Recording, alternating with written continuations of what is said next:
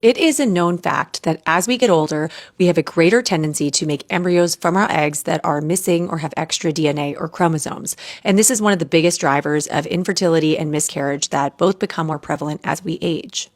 In a recent post on egg quality by Emily Oster, this graph was shared showing the rate of genetic errors in embryos according to age of the egg. And many of you shared this with me, feeling very concerned regarding why the rate seemed so high in embryos from young women. While younger individuals like egg donors or really young patients presenting to an IVF clinic are generally expected to have really low rates of embryonic aneuploidy or missing or having extra chromosomes, there are some studies and clinical observations that have noted surprisingly higher than expected rates of these chromosomal errors in the embryos from this age group. So I wanted to share some of the theories that have been proposed to explain this phenomenon and to give you my practical take. During egg development, maturation of the egg, ovulation, and its fertilization, there is a process of genetic reorganization called meiosis.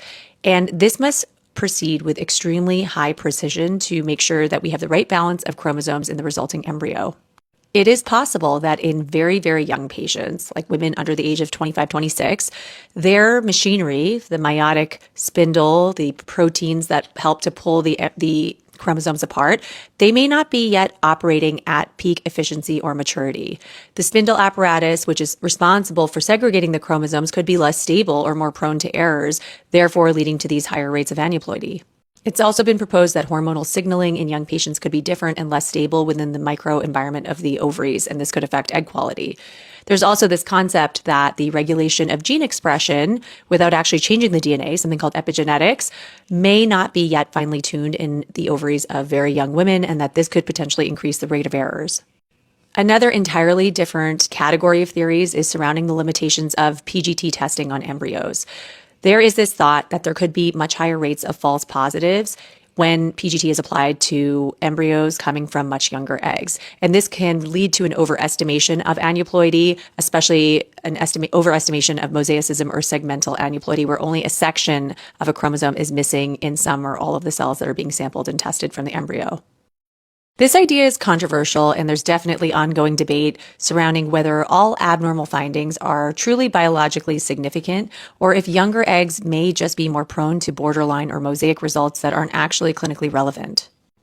The bottom line is, while we know aneuploidy, the chromosomal errors that we see in embryos over time, are more prevalent as we age, it is still possible for young patients to make aneuploid embryos. And what we see in our clinical practice, in our experience, is that this is typically at a very low level of about 20-something% across the board in the 20s. There's definitely some bias in some of the studies reporting this phenomenon, because think about it. Who are these very, very young patients, if not egg donors, under the age of 26 who are undergoing IVF?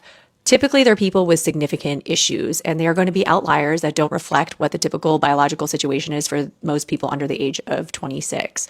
So it's important to look at the egg donor population, and there's been studies like this one where they compared the population younger and older than 26 in terms of donor eggs, and this was more reflective of what we think about what we're seeing typically in women in their 20s, with overall very high rates of normal embryos between 75 to 80+%. And this is what I tend to see in my clinical practice and experience when I have patients using donor egg who opt to use PGT testing.